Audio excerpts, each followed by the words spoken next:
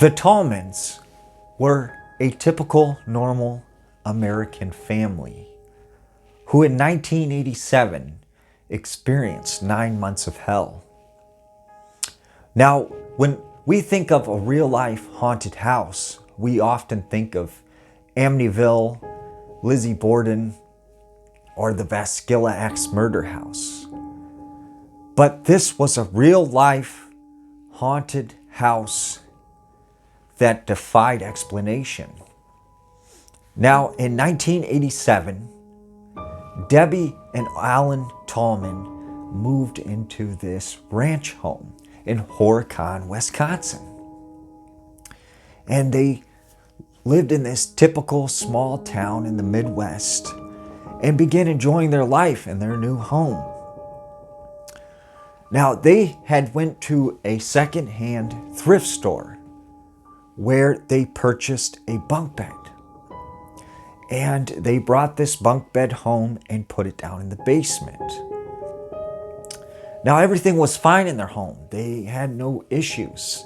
It seemed very peaceful and very much like a nice, wonderful home to live in.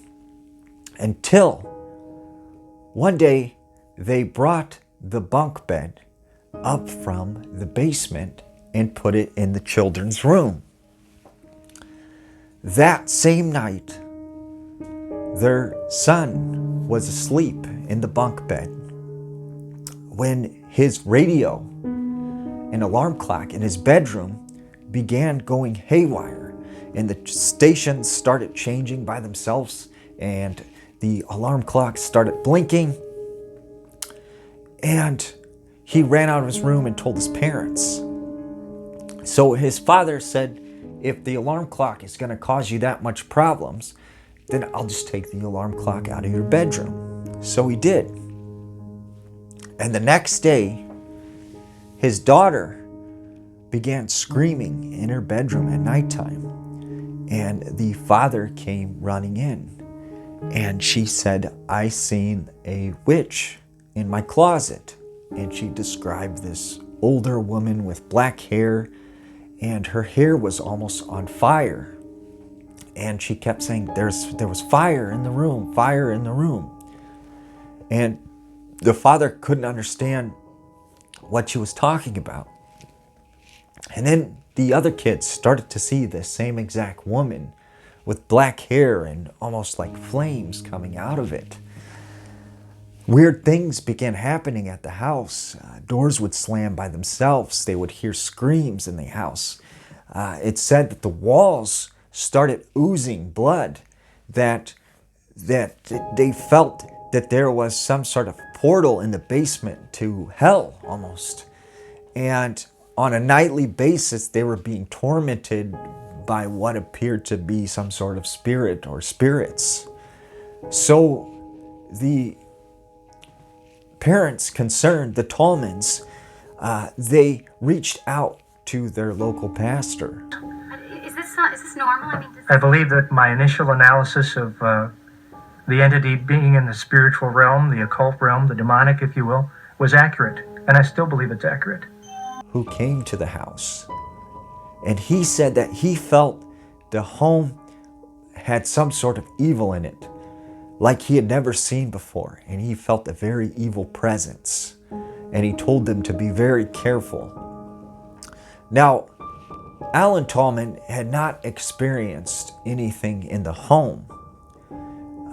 And one night, he grew very angry that his children were being tormented by these spirits. And he began calling out these ghosts, saying, if you're here, come fight me, come after me, leave my children alone. Do not mess with me.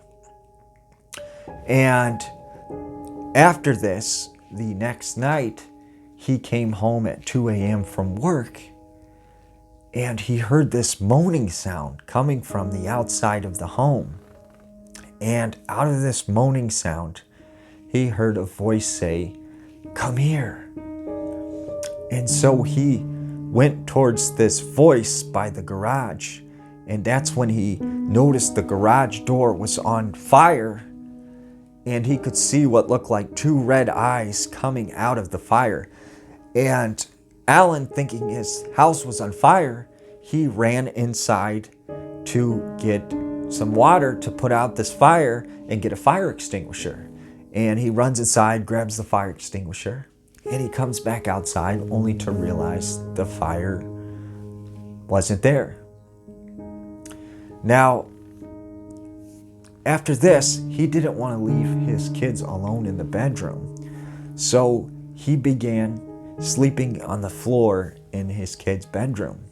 And one night when he was sleeping in the bedroom, he noticed this strange bluish fog that started to appear in the bedroom. And he heard a voice say, "You're dead." And this terrified him.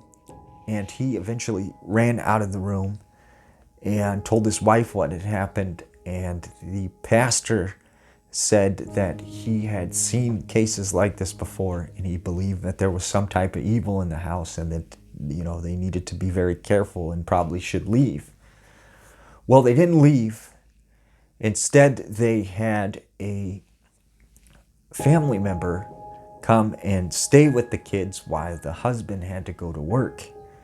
And one night, the family member was in the bedroom when he came running out of the room screaming and said, "We need to leave this house. We need to leave the house." So he took the kids and got Debbie, and they left the house. And after that, they never returned to the home.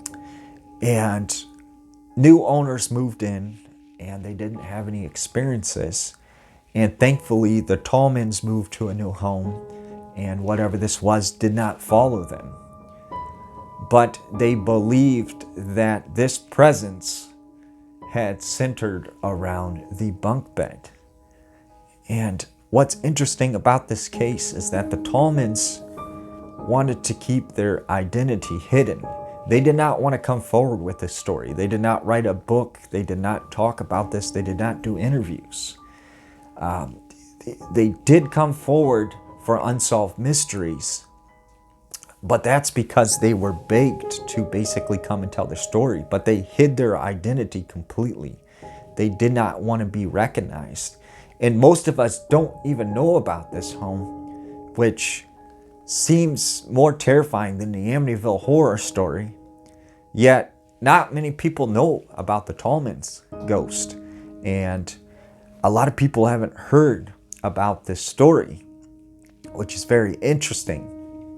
And like I said, the majority of the hauntings seem to start when the bunk bed was brought up from the basement, and it seemed like this brought on something that caused strange things to start happening in the home. And often with ghosts, you see this attachment to an object sometimes, because in life, this object may have had significant meaning to you, and a lot of energy is placed on that object because of how much feelings and intimate feelings you had towards this object. And it seems like that remains after a person is passed on. That energy remains attached to that item, and no matter where that item goes, it's as if that energy is attached to it, and that person, even in afterlife, is attached to it. So was this some sort of spirit that was attached to the bunk bed, or potentially was that wood that the bunk bed was built with? Could that have attributed to it? Was there something about this wood? It came from an area that was cursed, or something weird had happened there? We don't exactly know. But to me, this is a case that sends chills down your back. It just makes you very terrified. Well, thank you guys for listening. Happy Halloween.